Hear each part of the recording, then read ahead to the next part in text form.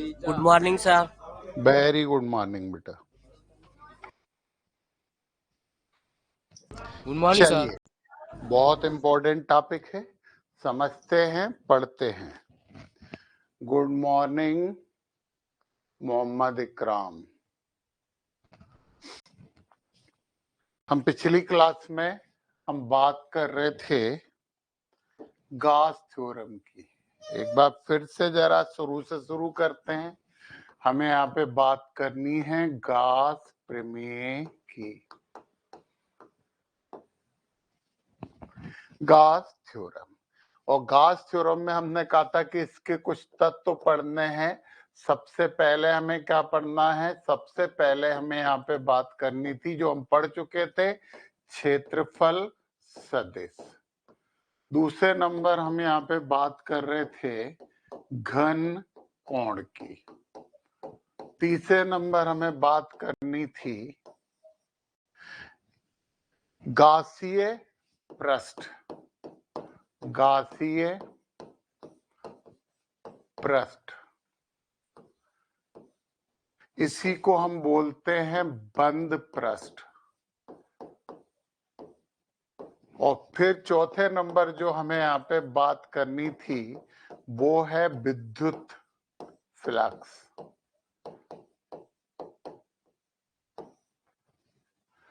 फिर हम इतनी सभी चीजें समझने के बाद गॉस थ्योरम पढ़ने वाले हैं। फिर से जरा शुरू कर दें और ध्यान से समझें कि सबसे पहले हम यहाँ पे बात कर रहे हैं क्षेत्रफल सदिश की।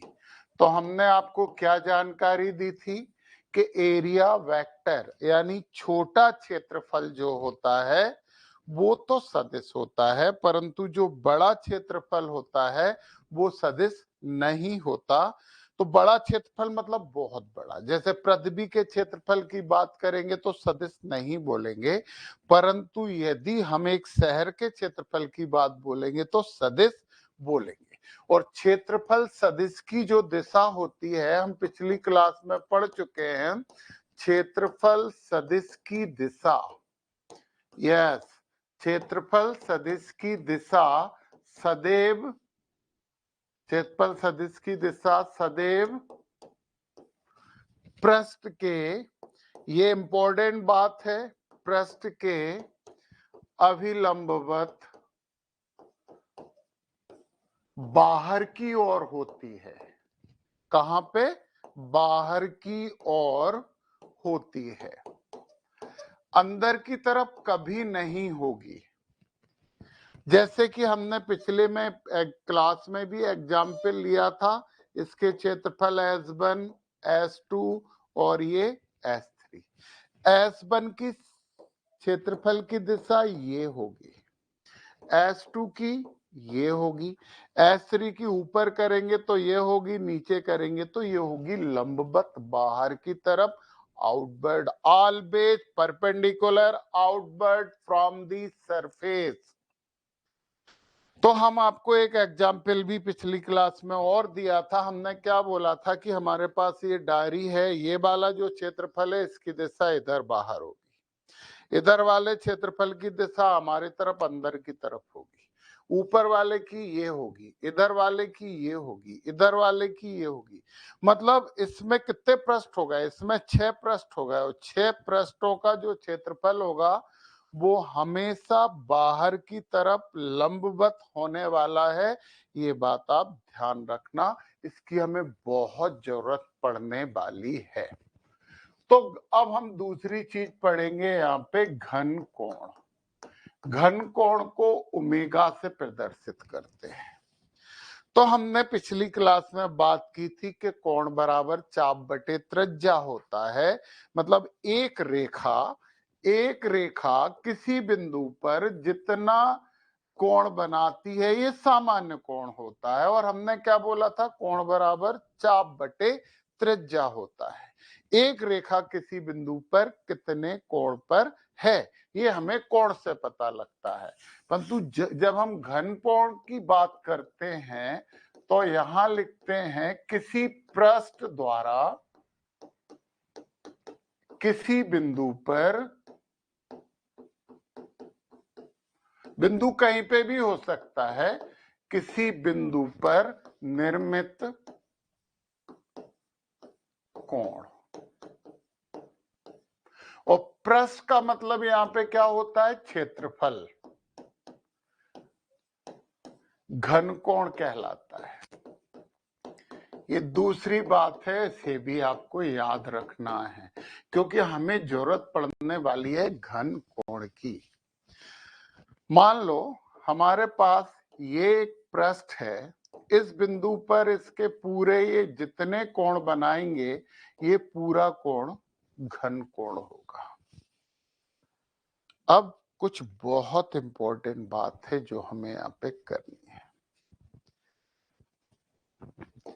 किसी भी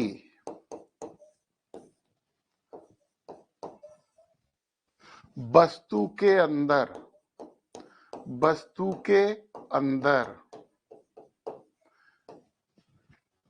किसी बिंदु पर वस्तु के सभी पृष्ठों द्वारा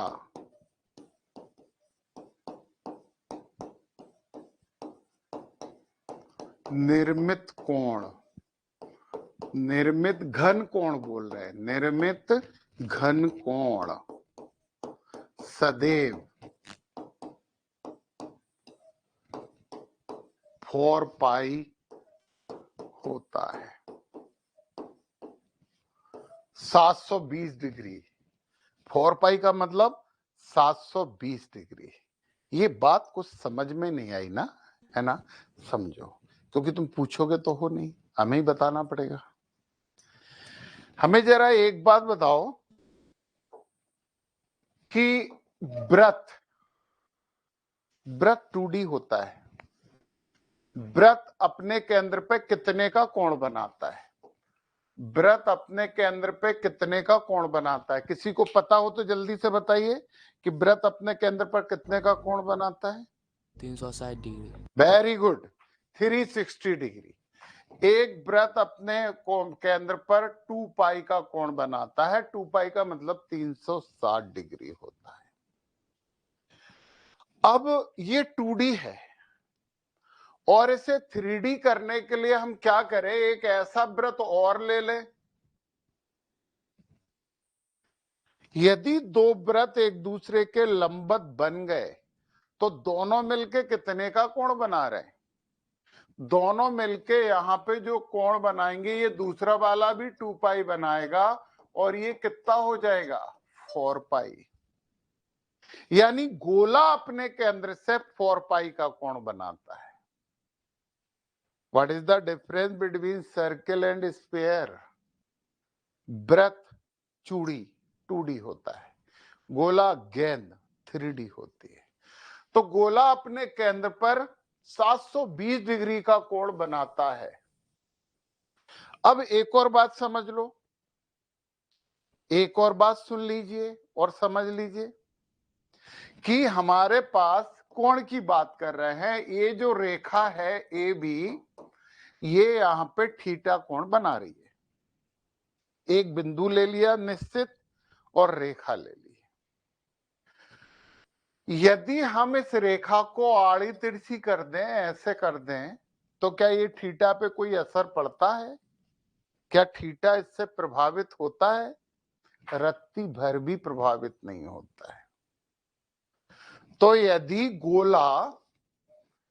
गोला अपने केंद्र से 4 पाई का कोण बना रहा है, यानी 720 डिग्री का कोण बना रहा है, यदि हम गोले की सतह ऐसी कर दें तो यह कोण डिस्टर्ब होगा?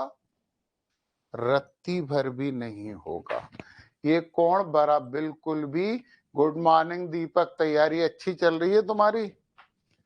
तो बिल्कुल भी प्रभावित नहीं होगा। तो सीधी सी बात ये है कि ये गोला भी अपने अंदर 720 का कोण बनाता है, और यदि हम यहाँ पे घन ले लें, घन भी ले लें, तो ये भी अपने अंदर किसी बिंदु पर 720 डिग्री का ही कोण बनाएगा। इससे कोई अंतर नहीं पड़ता है कि उसका सतह स्मूथ है कि रफ है। तो आप जिस कमरे में बैठे हो उस कमरे के अंदर की बात करें, इनसाइड, किसी भी बिंदु पर वो कमरा हमेशा 720 का कोण बनाएगा, किसी भी बिंदु पर। परंतु वो बिंदु कहां होना चाहिए? वो बिंदु होना चाहिए कमरे के अंदर। तो अब हम प्रशांत सर के बच्चों से विनम्र अनुरोध करते हुए बता रहे हैं कि जो फार्मूला हम लिख रहे हैं वो सब थ्योरेटिकली प्रूफ होता है। तो जब हम घनकोण की बात करते हैं, हमारे पास एक ऐसी सतह हो गई, पत्थर है, एक पत्थर, इस बिंदु पर हम ये छोटे सरफेस का, ये पूरा सरफेस पृष्ठीय क्षेत्रफल एस हो गया, ये छोटा वाला कितना हो गया?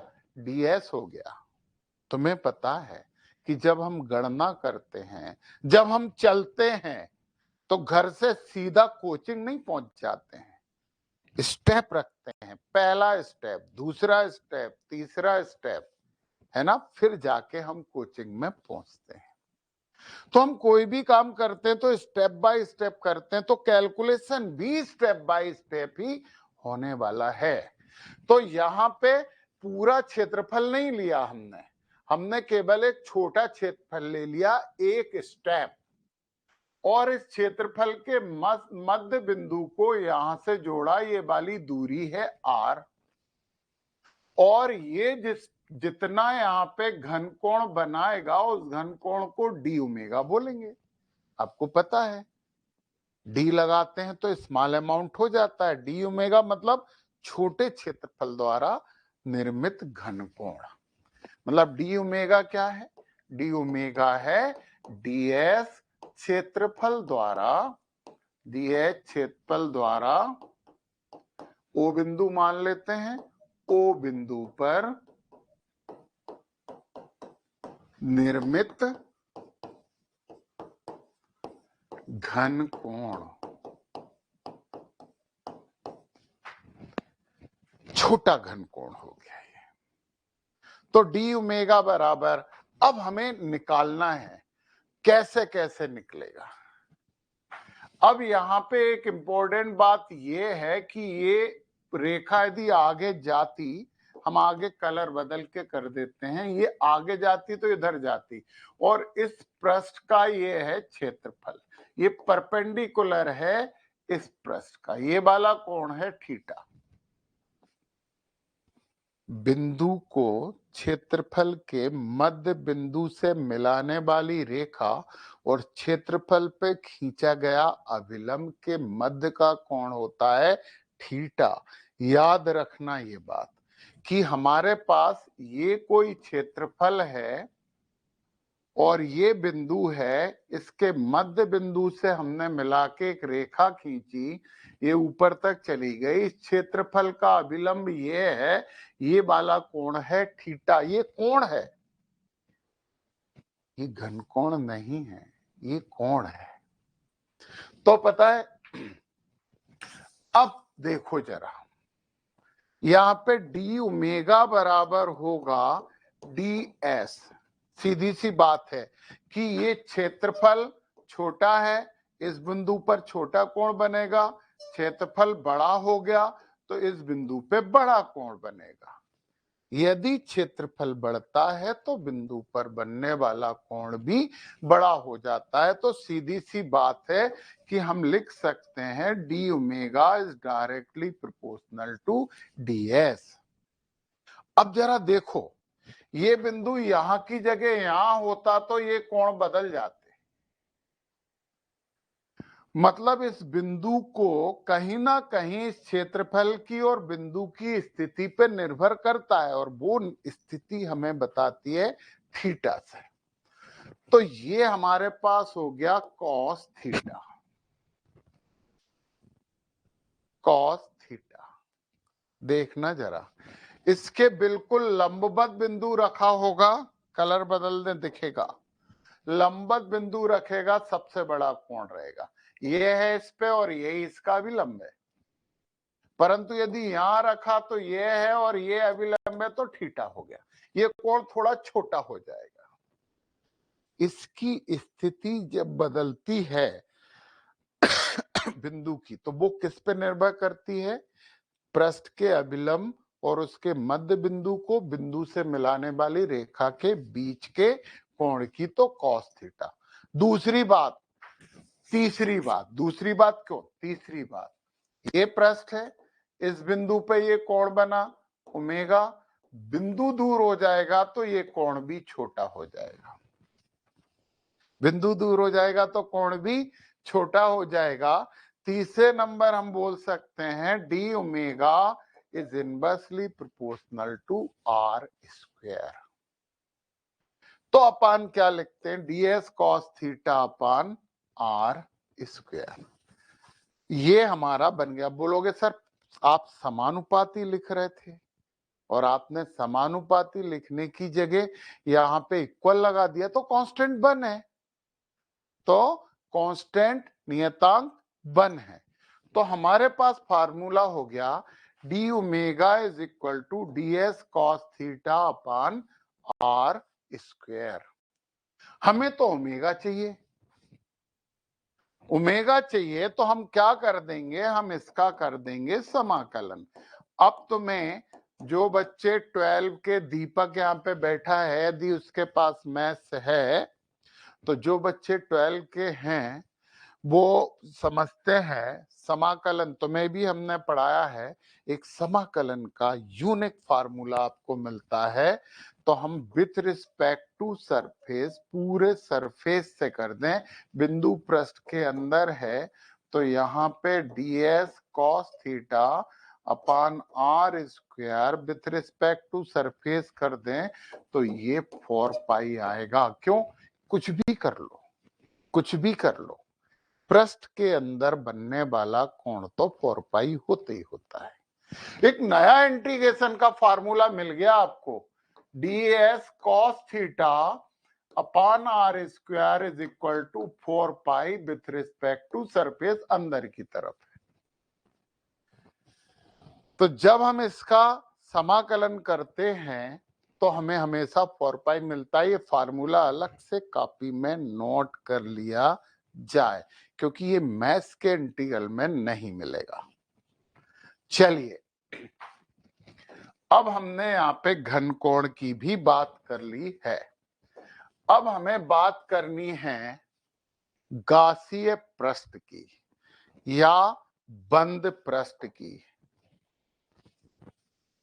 बिना समझे आगे बढ़ोगे, आगे जीरो समझ में आएगा। घन कोण समझ में आ गया, पृष्ठीय क्षेत्रफल समझ में आ गया है, अब गासीय पृष्ठ भी समझना है।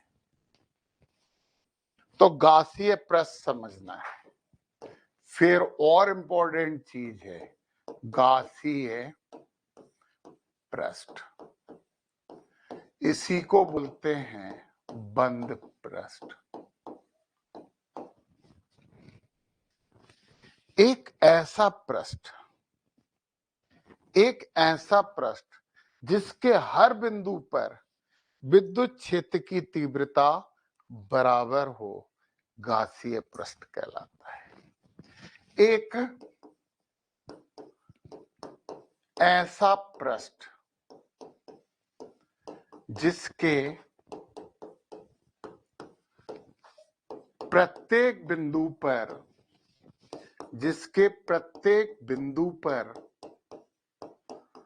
विद्युत क्षेत्र की तीव्रता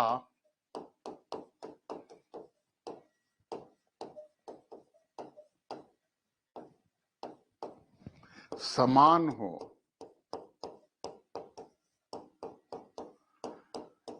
गासीय पृष्ठ या क्लोज सरफेस बंद पृष्ठ कहलाता है।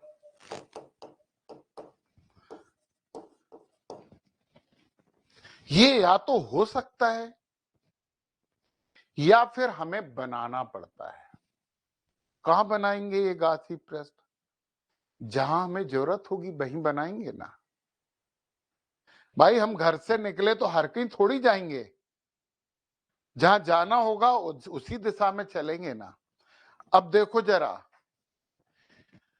हम विभिन्न आवेशों के कारण गासी प्रश्न निकाल रहे हैं। तो आवेश का अपना कोई अस्तित्व नहीं है, ये किसी चीज पे होता है। तो सबसे पहले हम गासी प्रश्न निकाल रहे हैं यहां पे बिंदु आवेश के कारण। बिंदु आवेश, बिंदु आवेश के द्वारा निर्मित गासी प्रश्न, ये है हमारे पास वो बिंदु आवेश Q। अब हम गासी पृष्ठ कहां बनाएंगे, जहां में जरूरत होगी। मान लो हमें इस बिंदु पर विद्युत क्षेत्र की तीव्रता निकालनी है जो r दूरी पर है। हाँ, P पे, ये P यहां हो सकता था, यहां हो सकता था, यहां कहीं पे भी हो सकता था। जहां निकालनी है वहां की बात करेंगे। अब ये P खुले में रखा है, अब हम इसे कवर करेंगे बंद पृष्ठ से। तो आपको पता है ये आवेश अपने चारों तरफ r दूरी पर समान क्षेत्र बनाएगा। तो हम क्या करें, हम एक गोला बना देते हैं। आप देखो ना, ये भी r दूरी पर है, ये भी r दूरी पर है, ये भी r दूरी पर है। समान दूरी पर समान विद्युत क्षेत्र की तीव्रता रहेगी ना, समान दूरी पर समान विद्युत क्षेत्र की तीव्रता रहेगी। मतलब ये जो बन गया, ये बन गया हमारा गॉसीय पृष्ठ। है क्या ये है r त्रिज्या का गोला।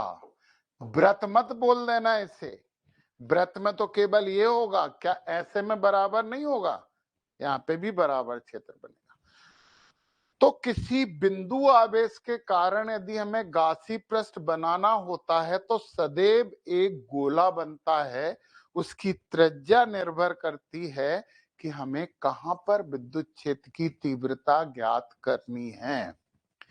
तो एक बात तो इनडायरेक्ट आपको समझ में आ गई होगी कि गास प्रमेय हमें किसी बिंदु पर किसी पृष्ठ, आवेशित पृष्ठ के कारण, चालक कुचालक के कारण विद्युत क्षेत्र की तीव्रता निकाल के देता है। और विद्युत क्षेत्र की तीव्रता का मतलब बल होता है ना। एक के कारण आरोपित बल ही तो तीव्रता होती है।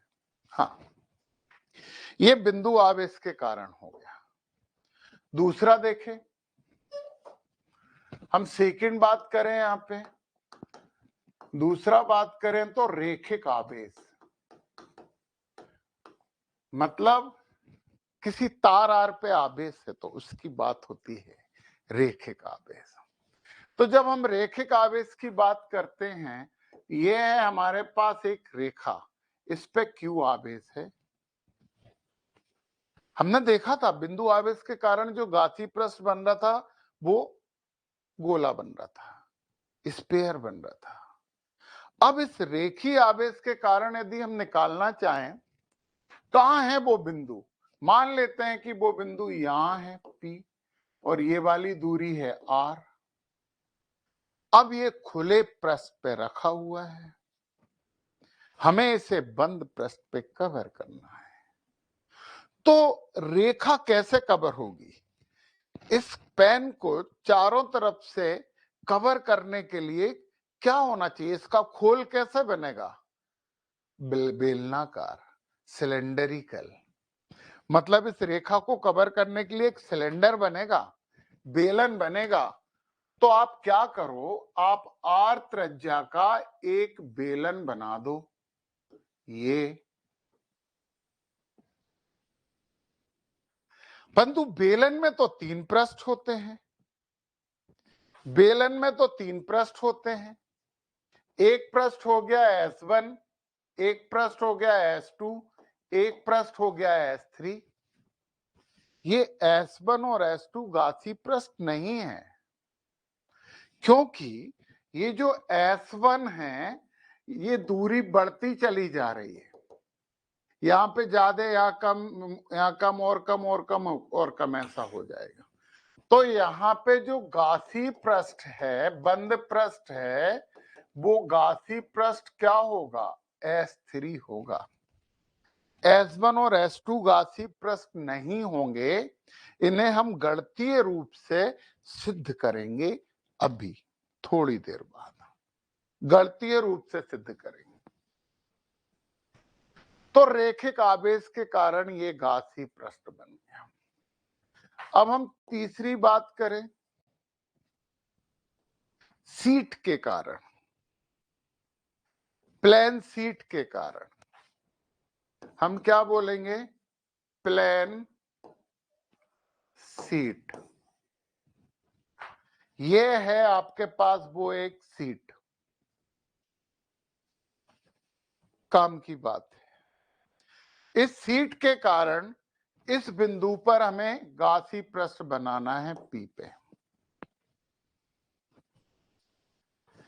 ये रखी हुई है हमारे पास सीट, इस पे आवेश है, धनावेश है, तो जितनी दूर पे इधर इस पे तीव्रता बनाएगा उतनी दूर पे इधर भी तो बनाएगा। दोनों तरफ समान तीव्रता लगाएंगे ना, आवेश का कोई मुंह तो होता नहीं है कि जिधर देख रहा हो उधर ही दिखेगा हमारे जैसा। तो यहाँ पे क्या होने वाला है, यहाँ पे इतनी दूरी पे एक बिंदु यहाँ पे भी होगा, पी डैश बोल देते हैं, मिरर इमेज बोलते हैं। आईने के सामने खड़े होते हैं, उतनी दूरी पे हमें हमारी इमेज दिखाई देती है। अब इसे बंद पृष्ठ में कवर करना है। अब यार ये प्लेट है और इससे बल रेखाएं ऐसी निकलेंगी, बाहर की तरफ निकलती हैं। यदि हमने इसे किसी गोले ओले से कवर कर दिया तो यहां तो बल रेखाएं हैं ही नहीं, ये तो गड़बड़ हो गई, ये तो घासीय पृष्ठ हो ही नहीं सकता। घासीय पृष्ठ के तो हर बिंदु पर विद्युत क्षेत्र की तीव्रता, बल, विद्युत बल रेखाओं का घनत्व तो समान होना चाहिए। विद्युत क्षेत्र की तीव्रता कौन आरोपित करता है? कौन आरोपित करता है विद्युत क्षेत्र की तीव्रता? विद्युत क्षेत्र की तीव्रता आरोपित करती हैं बल रेखाएं, काल्पनिक है परंतु हमें वास्तविकता के साथ मिलती हैं। तो बच्चों ये ऐसे काम नहीं चलेगा, तो फिर क्या करें? अब जुगत लगानी होगी। जुगत लगानी होगी। मान लो हम एक सीट ले रहे हैं, यहाँ पे एक पेज हम तुम्हें लेके बता रहे हैं, ये सीट है, इस पे हम एक काम करते हैं, इसके बीच में अभी बताते हैं, जरा हम खींच रहे हैं यहाँ पे, है ना, फिर तुम्हें बताते हैं। हमने बीच में एक गोला बना दिया, बीच में एक गोला बना दिया, तो इस गोले में से बराबर बल रेखाएं चारों तरफ निकलेंगी आगे की तरफ, यानी जो गोला वाला क्षेत्रफल है वो पूरा क्षेत्रफल अनंत तक, कहीं पे भी बिंदु ले लो, वहां पे बन जाएगा हमारा घासीय पृष्ठ। तो हमें क्या करना पड़ेगा? हमें एक सिलेंडर बनाना पड़ेगा, ये ऐसा, और इस सिलेंडर को हम ऐसे करके कवर कर दें। देखो ना, यहां से बल रेखाएं बिल्कुल बराबर निकलेंगी, पूरा घासीय पृष्ठ बना, ये घासीय पृष्ठ बना, ये S1 है, ये S2 है, S3 क्षेत्र के समांतर है। क्षेत्र के समांतर कोई रहता है तो उससे कोई विद्युत क्षेत्र की तीव्रता नहीं होती है। तो यहां पे हमारे क्या हो गए, S1 तथा S2 ये हो गए घासीय पृष्ठ। तो किसी सीट को कवर करने के लिए हमें उस सीट के मध्य भाग में एक बेलन बनाना होता है, तो इससे निकलने वाली बल रेखाएं पूरी अनंत तक जाएंगी, बिल्कुल बराबर अंदर की तरफ भी जाएंगी। परंतु ध्यान रहे, ये ऐसा नहीं बना पाएंगे क्योंकि यहां से बल रेखाएं नहीं गुजरेंगी, तो इस बेलन का ऊपर वाला भाग तो जीरो क्षेत्र वाला हो जाएगा। तो हमें जो बेलन बनाना है वो उस सीट के अंदर ही होना चाहिए, किसी भी हालत में ओवरशूट नहीं करना चाहिए, बाहर नहीं निकलना चाहिए। तो ये तो घासीय पृष्ठ हो गए। हमें आशा ही नहीं वरन पूर्ण विश्वास है कि ये सब बातें आप लोग बहुत अच्छे से समझ चुके होंगे। चलो अब एक ऐसा टॉपिक जो चुंबक में भी चलेगा और उसके बिना तो होते ही नहीं है कुछ, वो है विद्युतीय फ्लक्स, इलेक्ट्रिक फ्लक्स, विद्युतीय फ्लक्स। आपके बुक में कुछ भी कहा गया हो, हम इसे फाई ई से प्रदर्शित करेंगे। फाई फ्लक्स होता है, फाई ई लिखा है, इसका मतलब इलेक्ट्रिक फ्लक्स हो गया है। इसका मतलब ये इलेक्ट्रिक फ्लक्स हो गया है। तो विद्युतीय फ्लक्स क्या है, इसे समझने से पहले हम एक उदाहरण तुम लोगों को देना चाहते हैं। हम इतने टॉपिक हमने समझाए, वो बच्चे एक स्टेटमेंट आता है कि हाँ पूरी चीजें दिमाग में बैठ गई, हमें समझ में आ गया, पर कुछ बच्चे बोलेंगे दिमाग के ऊपर से चला गया, समझ में ही नहीं आया। There is a many kinds of persons, हर किस्म के लोग हैं। दिमाग के ऊपर से चला गया, इसका मतलब क्या है? हमने जितनी जानकारियां दी हैं, ये जानकारियां यदि सीधी दिमाग में गई हैं तो समझ में आएगा, परंतु ये दिमाग में गई नहीं, तो हम कितने ही अच्छा समझा लें, हम ब्रह्मा जी का अवतार बन जाएं, माता सरस्वती जी की हम अपने ऊपर पूरी कृपा ले लें और समझाने की कोशिश करें, परंतु जो सामने बैठा है ना तो वो ब्रह्मा जी का अवतार है और ना ही उस पर माता सरस्वती जी की कृपा है, तो वो क्या समझेगा? हम कितना ही अच्छा पढ़ा लें, सामने यदि हम गाय बैलों को बिठा दें तो क्या वो समझेंगे हमारी बात? नहीं, क्योंकि पहली बात तो उनके पास दिमाग ही नहीं होता, और दूसरी बात यह है कि छोटा सा होता, हमारी बातों दिमाग में जाएंगी नहीं। तो एक इंपॉर्टेंट बात यह है कि विद्युत क्षेत्र से प्रभावित होने वाला कौन होता है? जिसमें से विद्युत बल रेखाएं गुजरे, जिसमें से विद्युत बल रेखाएं गुजरे वो ही प्रभावित होगा, जिसके दिमाग से वो गुजर ही नहीं रही है।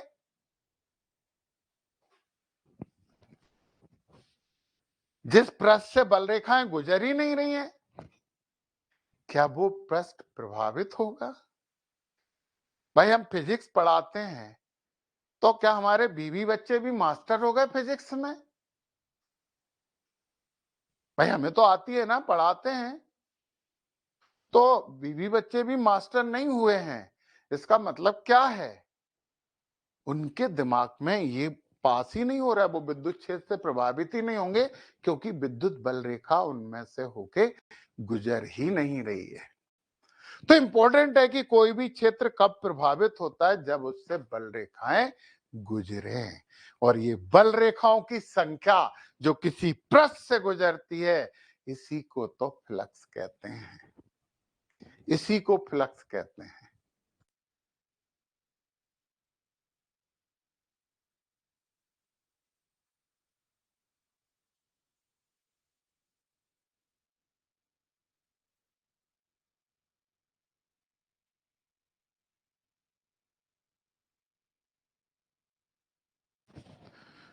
तो किसी पृष्ठ से जितनी बल रेखाएं गुजरेंगी, वो पृष्ठ केवल उतना प्रभावित होगा बस। आपके क्षेत्र से करोड़ों बल रेखाएं गुजर रही हैं, आपके पास आधे से उससे इनफाइनाइट बल रेखाएं गुजर रही हैं, वो मायने नहीं रखती। मायने रखती हैं कि उस पृष्ठ से कितनी गुजरी। हमारे पास एक आवेश है, इससे इतनी सारी बल रेखाएं निकल रही हैं, बहुत सी निकल रही हैं, ये, परंतु हमारा पृष्ठ यहां रखा है, निकलती रहे, कितनी निकल रही हैं? पृष्ठ से तो दो ही बल रेखाएं जा रही हैं, तो पृष्ठ तो केवल उन दोनों से ही प्रभावित होगा। यदि ये पृष्ठ थोड़ा सा बड़ा हो जाए या ये पृष्ठ की स्थिति बदल दें या दूर रख दें तो अब एक ही गुजर रही है, पास रख देंगे तो ज्यादा गुजर रही है। समझिए बच्चों, तो पृष्ठ पर से गुजरने वाली संपूर्ण विद्युत बल रेखाओं की संख्या विद्युतीय फ्लक्स कहलाती है। अब यहां पे जब परिभाषा देते हैं तो आदर्श स्थिति में दी जाती है। भाई हमसे कोई बोलेगा कि सर फिजिक्स पढ़ना है हमें, तो हम क्या बोलेंगे, पढ़ लो, हम तो बहुत ही बेकार टीचर हैं, बकवास टीचर हैं, चिल्ला चोट करते हैं, बच्चों को डांटते डूंटते रहते हैं, पढ़ो। वो पढ़ेगा हमसे? कभी भी नहीं। यदि वो हमसे बोलेगा सर फिजिक्स पढ़ना है, तो फिर हमें क्या प्रूव करना है कि हम तो अल्बर्ट आइंस्टीन हैं, न्यूटन के अवतार हैं, माइकल फैराडे की आत्मा हमारे अंदर प्रवेश कर चुकी है। फिजिक्स में हमसे अच्छा इस दुनिया में किसी को नहीं आता। तो हम खुद की बात तो करेंगे। इंपॉर्टेंट बात यह है कि ये सब होने के बावजूद आप समझा कितना पा रहे हो, जितनी तुम में दम है, जितना दिमाग में तुम हमारी बातें पहुंचाओगे। और ये इलेक्ट्रिक फ्लक्स आउटपुट ही होता है कि कोई भी पृष्ठ किसी विद्युत क्षेत्र से कैसे प्रभावित होता है, वो उससे गुजरने वाली बल रेखाओं से होता है। और जब परिभाषा दी जाती है, मतलब जब हम अपनी फिजिक्स की बात बताएंगे, तो हमसे बेहतर टीचर इस दुनिया में, ब्रह्मांड में ना तो किसी ने जन्म लिया है और ना आगे कोई जन्म लेने वाला है, यही बोलेंगे। हालांकि सबको पता है कि ये सफेद झूठ है, परंतु हम तो बोलेंगे कि हमसे बेहतर तो कोई नहीं है ना। तो परिस्थिति, जब परिभाषा दी जाती है तो परिभाषा आदर्श स्थिति में दी जाती है। तो जब किसी को फिजिक्स के लिए बोलेंगे तो हम बोलेंगे हम तो चमत्कार कर रहे हैं, टैबलेट फिजिक्स की हमारे पास है, देते जाएंगे, तुम लोग खाते जाना और सब आता जाएगा। तुम्हारी मेहनत, तुम्हारा समझना, तुम्हारा डिवोशन, तुम्हारी सब कुछ चीज का कोई महत्व हम नहीं देंगे, क्योंकि हम अपनी बात कर रहे हैं कि हम तो फिजिक्स इतनी अच्छी पढ़ाते हैं कि मास्टरी हो जाती है बच्चे को। तो परिभाषा आदर्श स्थिति में दी जाती है, किसी पृष्ठ से अभिलंबवत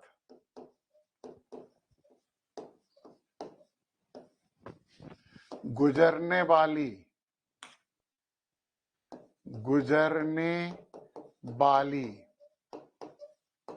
संपूर्ण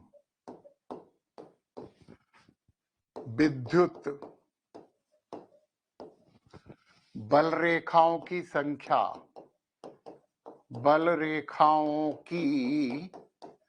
संख्या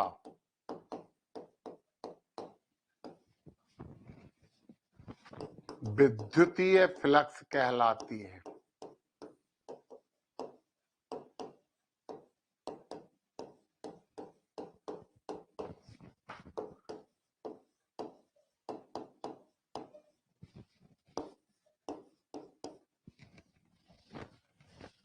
संख्या प्रभाव बता देगी,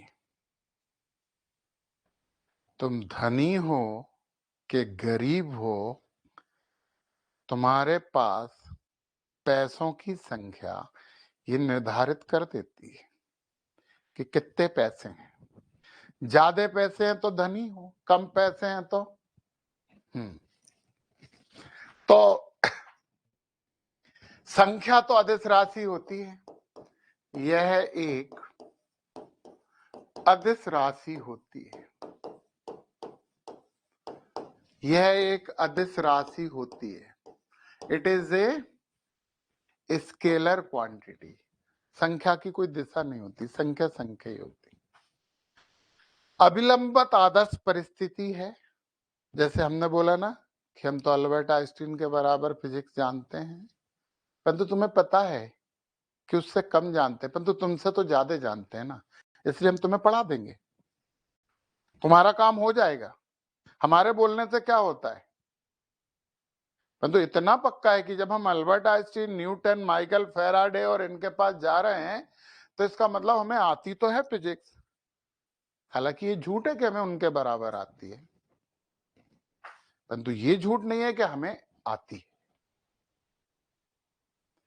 तो बच्चों, अविलंबित नहीं भी होगा, टेढ़ा आड़ा भी होगा तो वो फ्लक्स माना जाएगा, परंतु कम होगा वो। आइडियल परिस्थिति क्या है? अविलंबित। अब जरा यहां पे देखें, फाई किस किस पे निर्भर करेगा? कोई डेरिवेशन नहीं है, थ्योरेटिकल समझिए। यदि विद्युत क्षेत्र ज्यादा है तो फाई भी ज्यादा होगा। विद्युत क्षेत्र ज्यादा है तो फाई भी ज्यादा होगा। और यदि पृष्ठ बड़ा है, तुम्हारे पास अच्छा दिमाग है, कंसंट्रेटेड है, सांद्र, अभी तुम यहां पढ़ते हुए हम जो पढ़ा रहे हैं उसी के बारे में सोच रहे हो, अपने घर परिवार दोस्तों के सामने घूमने या इधर उधर जाने की नहीं सोच रहे हो, पूरा दिमाग कंसेंट्रिक है, तो आप में से हमारी जानकारियां ज्यादा गुजरेंगी, आप ज्यादा चीज समझेंगे। और जो चीज ईमानदारी और ध्यान से समझी जाए उसे भूलते नहीं है। जो बच्चे कहते हैं ना सर हम भूल जाते हैं, नहीं भूलते। बचपन की वो सब घटनाएं तुम्हें अच्छे से याद होंगी जो विशेष हैं, कि एक बार तुम पेड़ पे चढ़ रहे थे तो गिर गए थे, एक बार तुमने ये कर दिया था, बाकी घटनाएं याद नहीं होंगी। जिन चीजों पे हम ज्यादा ध्यान देते हैं वो चीजें याद रहने की प्रोबेबिलिटी मोर देन 80% हो जाती है। जब घर से कोचिंग आ रहे थे बहुत से लोग मिले होंगे, जाओगे तो मिलेंगे, आते समय तो जल्दी आते हो। सब लोग सामान्य अवस्था में जा रहे आ रहे होंगे तो किसी पे ध्यान नहीं जाएगा, परंतु एक डांस करता हुआ जा रहा होगा वो तुम्हारे दिमाग में बैठ जाएगा कि देख कैसा डांस करता हुआ जा रहा था, वो तुम्हें याद रहेगा। इसे विशेष बना लो। जब कुछ विशेष चीज होती है ना तो हम भूलते नहीं है उसे। भूलने का मतलब ये है कि आपने इसे नॉर्मल लिया, आप इसे विशेष बना के ले लो। हम बोल रहे हैं कि आप नहीं भूलोगे, और नहीं भूलोगे तो नहीं भूलोगे। हमने बताया ना कि हम पढ़ाने के मामले में ब्रह्मा जी का अवतार है, भले ही झूठ है परंतु बताया ना। फाई इज इक्वल टू ई, और दूसरा जो है वो सरफेस है।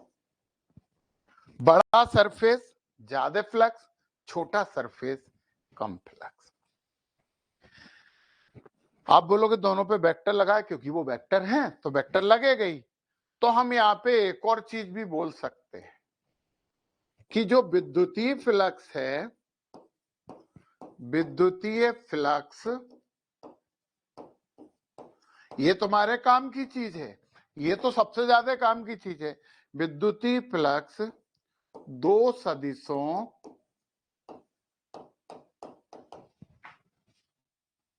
कौन कौन से हो गए? एक विद्युतीय क्षेत्र और क्षेत्रफल सदिश। क्षेत्रफल सदिश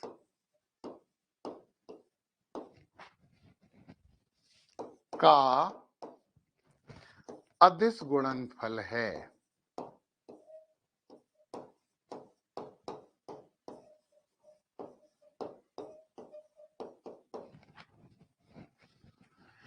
इसकी इकाई क्या हो जाती है?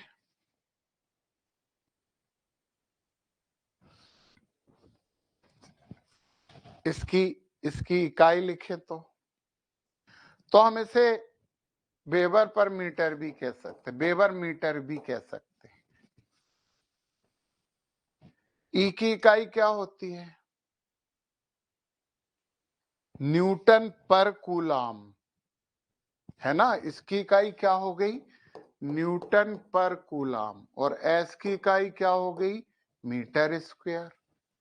तो एक इकाई हो गई न्यूटन मीटर स्क्वायर पर कूलाम। अभी आगे समझो, मजे तो अब आने वाले हैं। तो ये बात समझ में आ गई कि किसी पृष्ठ से गुजरने वाली संपूर्ण विद्युतीय बल रेखाओं की संख्या विद्युतीय फ्लक्स होती है। अब हमने पढ़ा कि फाई बराबर E vector dot S vector, और हमें पता है कि अदिश गुणनफल क्या होता है। अदिश गुणनफल होता है ई एस कॉस थीटा, है ना। दो सदिशों का अदिश गुणनफल उन दोनों के परिमाणों का गुणनफल और उनके बीच का कोण। अब आपको ज्यादा काम की बात बता रहे हैं, इसमें 99% बच्चे कंफ्यूज हो जाते हैं। हम मानते हैं कि जितने लोग यहाँ बैठे हैं वो 99 में नहीं, वो 1% बच्चे में है जो कंफ्यूज नहीं होने वाले हैं। ये जो थीटा है ना, यहाँ पे हम लिख तो दें, phi is equal to E S cos theta. Theta विद्युत क्षेत्र सदिश होता है ना, तथा क्षेत्रफल सदिश के मध्य कोण है। क्षेत्रफल से कोण नहीं है, क्षेत्रफल से कोण लेने की गलती मत करना। क्षेत्रफल सदिश के मध्य कोण है।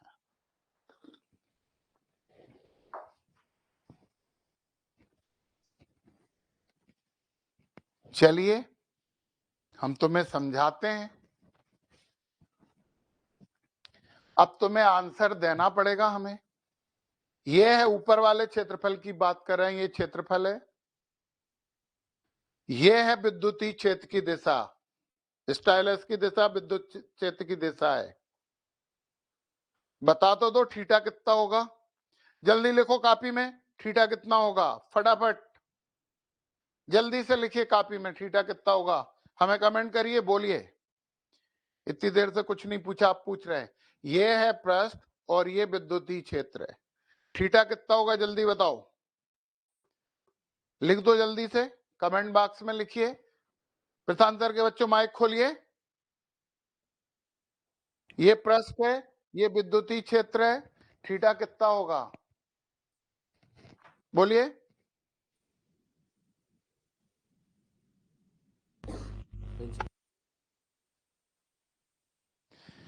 ये पृष्ठ है, ये विद्युतीय क्षेत्र है, थीटा कितना होगा 0 डिग्री। हाँ 0 डिग्री। अभी थोड़ी देर पहले समझाया था ना हमने, इसका भी इसका क्षेत्रफल सदिश ऊपर होगा कि नहीं, बोला था ना। तो पृष्ठ से कोण नहीं लेना, पृष्ठ की दिशा से कोण लेना है। तो अभिलंब ऊपर की तरफ खिंचेगा, बाहर की तरफ होती है कि नहीं। क्षेत्रफल की दिशा पृष्ठ के अभिलंबत बाहर की ओर होती है, तो ये अभिलंब खिंचेगा और ये क्षेत्र है, इस क्षेत्र के साथ ये अभिलंब 90 डिग्री का कोण बनाएगा। हो ना, हमने कहा था 99% में मत आना, तुम उसमें आए। बोलो, बोलिए। 90 डिग्री। ये तो हमने बताई दिया ना, सही था। तो जिसने बताया, अलग कोई बच्चे ने बताया हो तो ठीक है। बाकी तो चलिए, इसके लिए हम केस फर्स्ट की बात कर रहे हैं। केस फर्स्ट क्या है, जब पृष्ठ क्षेत्र मतलब विद्युत क्षेत्र होता है, क्षेत्र के समांतर हो।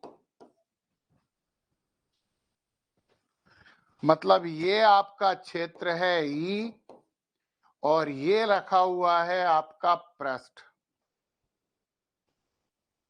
आपको पता है कि पृष्ठ से हमें एक अभिलंब खींचना होगा ऊपर की तरफ, और विद्युत क्षेत्र इस अभिलंब के साथ कितने का कोण बना रहा है, अभी बता दिया उसने, प्रशांत सर के बच्चे ने। तो यहाँ पे थीटा बराबर कितना हो जाएगा 90 डिग्री। थीटा बराबर 90 डिग्री। तो फाई कितना होगा, फाई हो जाएगा ई एस इंटू कॉस 90, और सबको पता है कि कॉस 90 तो 0 होता है। और cos 90 0 हो गया तो फाई बराबर कितना हो गया? 0। तो जब कोई पृष्ठ क्षेत्र के समांतर रखा हो,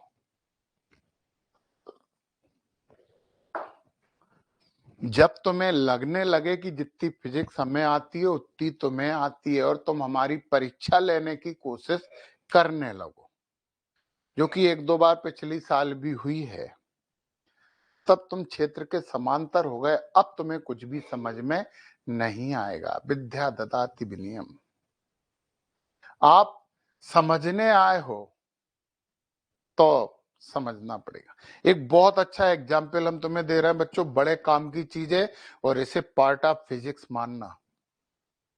हम थोड़ी बहुत बांसुरी बजाना आता है, हमें कुछ कार्यक्रमों में भी बजाई, फ्लूट।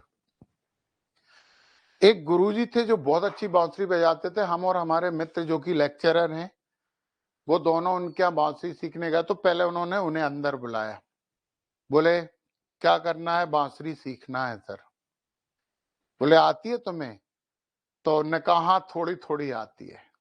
बिल्कुल सच्ची घटना है ये। तो पता वो गुरुजी ने क्या बोला कि यार तुम्हें भी थोड़ी थोड़ी आती है, मुझे भी थोड़ी थोड़ी आती है, मैं क्या सिखाऊंगा तुम्हें? भाई बांसुरी में परफेक्ट कृष्ण भगवान से ज्यादा आज तक कोई नहीं हुआ, मुझे तो थोड़ी थोड़ी आती है। भले ही मैंने फिल्मों में म्यूजिक दिया है, तो आती तो थोड़ी है और तुम्हें भी थोड़ी आती है, अपन तो बराबर के हो गए। अब मैं तुम्हें नहीं सिखाऊंगा, जाओ।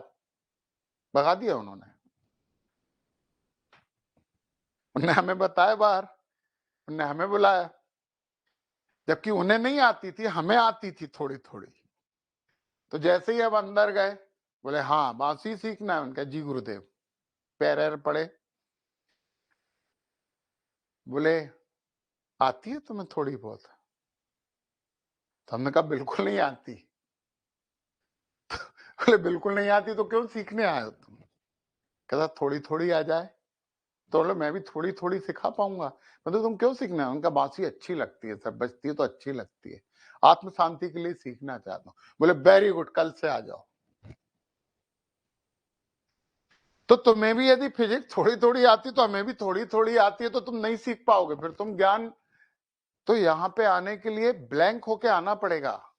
सफेद कागज पे लिखा जाता है बेटा, जो कागज भर गया होता है ना, उस पे लिखा नहीं जाता। पिछले साल का हमारा एक स्टूडेंट था जो जानकारियां देने की पूरे साल कोशिश करता रहा 12 का,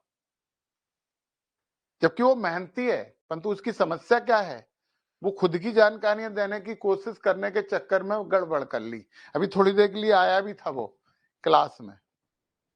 तो ध्यान समझना बेटा, ज्ञान लेने की कोशिश करना, ज्ञान देने की कोशिश मत करना। समझ गए? तो कितना फिर हो गया फ्लक्स? मिनिमम।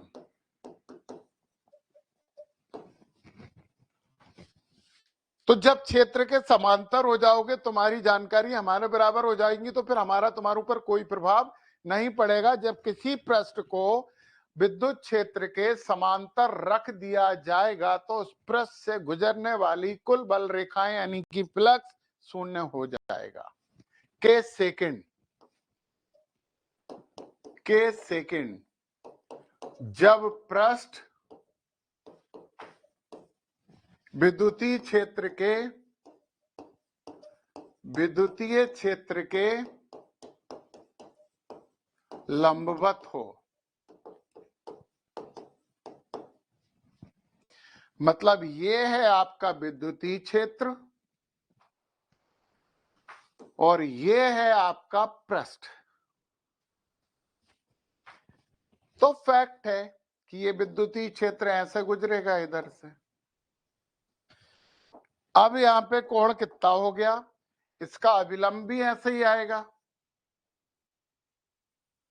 ये क्षेत्रफल ऐसे, तो ये एस सदिश आ गया, ये ई सदिश आ गया। पृष्ठ से थोड़ी लेना है कोण,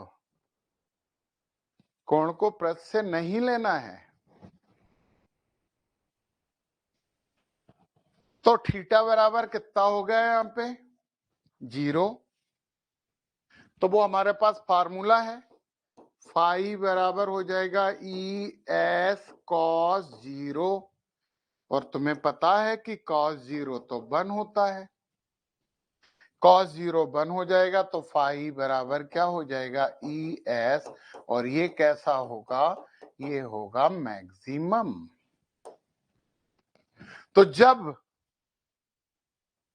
कोई पृष्ठ क्षेत्र के लंबवत होता है तो उससे गुजरने वाली विद्युत बल रेखाओं की संख्या अधिकतम होती है। तो सबसे ज्यादा हम विद्युत क्षेत्र से कब प्रभावित होंगे, जब उसके हम लंबवत हो जाएंगे, परपेंडिकुलर हो जाएंगे। अब जरा देखिए, हम वो वाले कंडीशन वाली चीज छोड़ो, अब ये हमारे पास एक पृष्ठ था, ये यहाँ पे विद्युत क्षेत्र गया ई, और यहां से ये बाहर निकला है ई।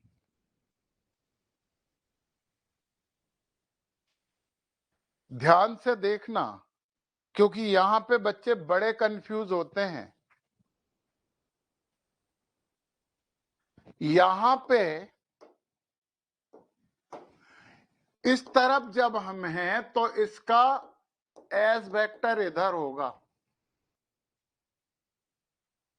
और इस तरफ यदि हम हैं तो इसका एस वेक्टर इस तरफ होगा। यहां पे थीटा बराबर 0 होगा, यहां पे थीटा बराबर 180 डिग्री होगा, क्योंकि हम अंदर की तरफ जा रहे हैं, मतलब क्षेत्र अंदर की तरफ जा रहा है, परंतु हमने बोला है कि क्षेत्रफल सदिश हमेशा लंबवत बाहर की तरफ होता है। तो यहां का फ्लक्स क्या हो जाएगा, फाई बराबर ई एस कॉस 180 डिग्री, और यहां का फ्लक्स क्या हो जाएगा, फाई बराबर ई एस कॉस 0 डिग्री। ये हो जाएगा फाई बराबर माइनस ई एस, और ये हो जाएगा फाई बराबर ई एस। जब बल रेखाएं क्षेत्र में प्रवेश करती हैं तो फ्लक्स ऋणात्मक होता है। जब बल रेखाएं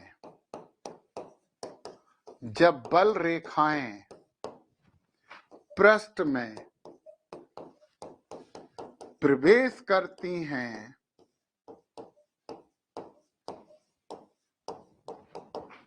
तो फ्लक्स ऋणात्मक होता है।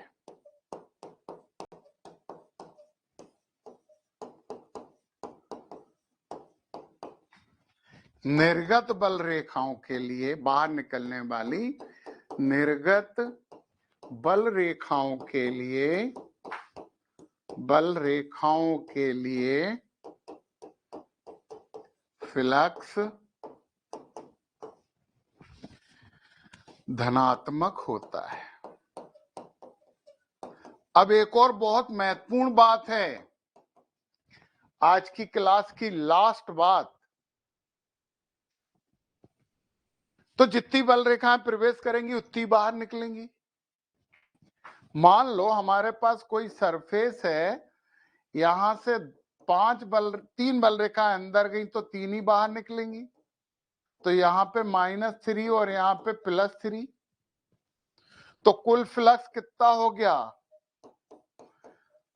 कुल फ्लक्स यदि हम मापेंगे तो कितना हो गया, 0।